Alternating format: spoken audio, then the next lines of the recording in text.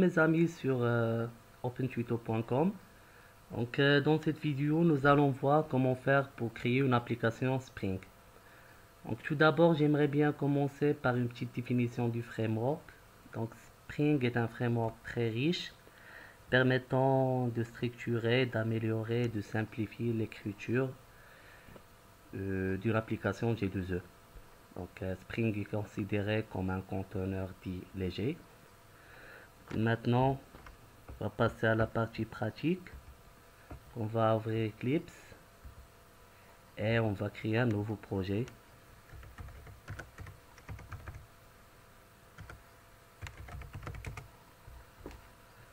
Donc la première chose qu'on va faire, c'est de créer une classe Java qu'on va la nommer cours.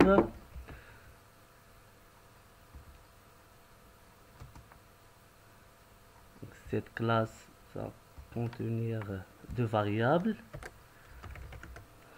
Donc pour ne pas compliquer la vie, donc on va faire un CTRL-C, CTRL-V tout simplement.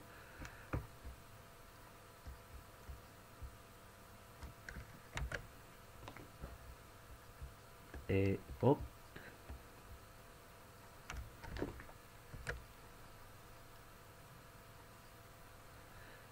C'est fait. Donc maintenant, on va créer notre conteneur sous forme d'un fichier XML. Donc, on va voir une petite définition. Ici, donc, le conteneur IOC est au corps du framework Spring. Il est responsable d'instancier, configurer, assembler les objets, gérer leur cycle de vie et la création jusqu'à la destruction. Donc le conteneur rend la maintenance des applications J2E très facile et c'est ça ce qu'on appelle le couplage faible entre les objets. Donc je vais vous donner un petit exemple. Donc si on a par exemple deux objets, donc ou bien une liaison entre deux objets, et si on veut modifier dans un objet, donc on ne sera pas obligé dans ce cas de faire la modification dans les deux objets. Donc on va juste modifier un seul objet parce que la liaison est en fait faite dans le conteneur, dans le fichier XML qu'on va créer maintenant. Donc on va créer un fichier XML.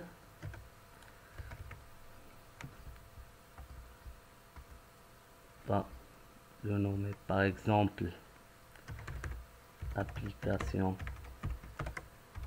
contexte et hop, donc toujours copier-coller.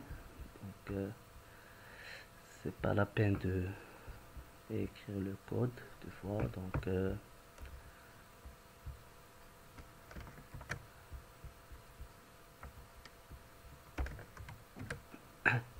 et bon, donc là on a la balise, la grande balise qui s'appelle beans, donc qui va contenir plusieurs beans sans s bien sûr. Donc la balise bean contient l'élément id. Donc l'id c'est le nom de notre en fait de notre objet. Donc par exemple c'est l'instanciation ici de notre objet dans notre classe cours. Donc notre objet il s'appelle C. Donc en fait comme vous voyez ici, donc on a un constructeur qui contient deux paramètres en fait. Donc le premier paramètre id int et le deuxième c'est labelé donc string.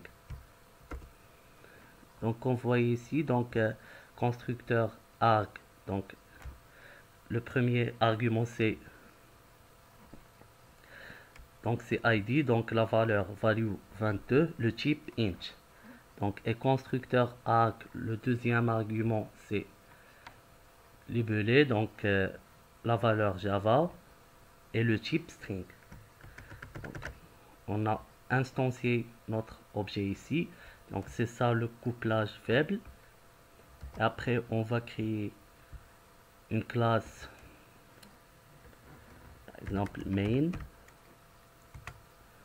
Donc là, dans cette classe, on va instancier notre conteneur pour en fait récupérer notre objet. Donc on va faire un petit copier-coller, après on va expliquer le code, bien sûr.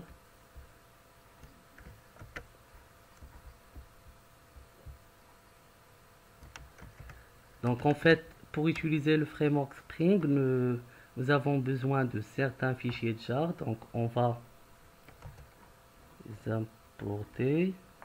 Donc build path et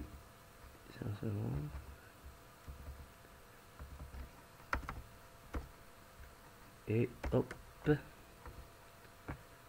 et voilà. Donc si vous voulez, nous avons deux types de conteneurs. Donc vous allez voir ici. Donc on a deux types de conteneurs. On a bin factory et application contexte. Donc on va voir la différence entre ces deux conteneurs.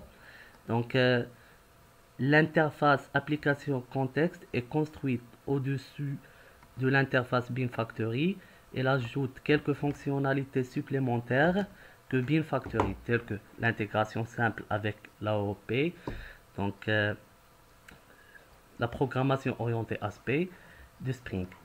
La couche application contexte spécifique, par exemple web application contexte pour les applications web. Donc il est donc préférable d'utiliser application contexte que bin factory. Donc on va utiliser les deux. Donc, on va faire un premier test avec bin factory. Donc là on a récupéré notre fichier XML. Après bin factory, on a l'instancié. Après on a récupéré notre bin qui s'appelle C. Et après on va afficher la méthode. Donc on va compiler. Il y a un petit problème, on va voir. Et oui, donc si parce que j'ai pas modifié le nom du package, donc c'est first app spring C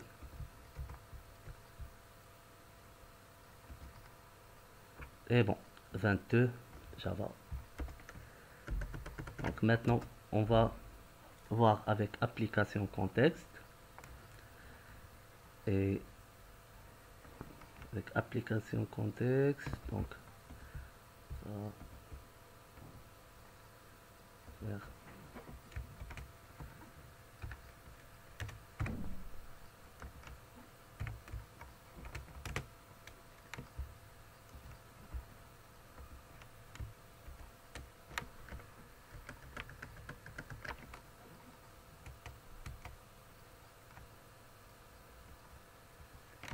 maintenant on va voir avec application contexte. Donc,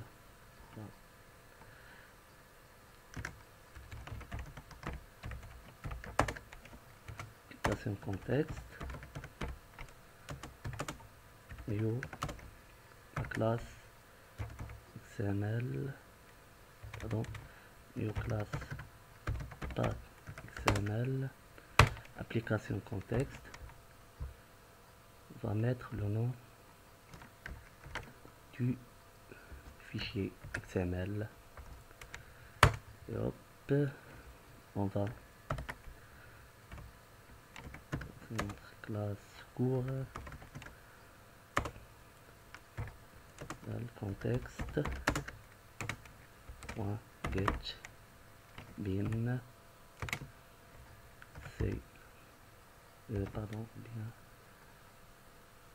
bin c. On va faire un cast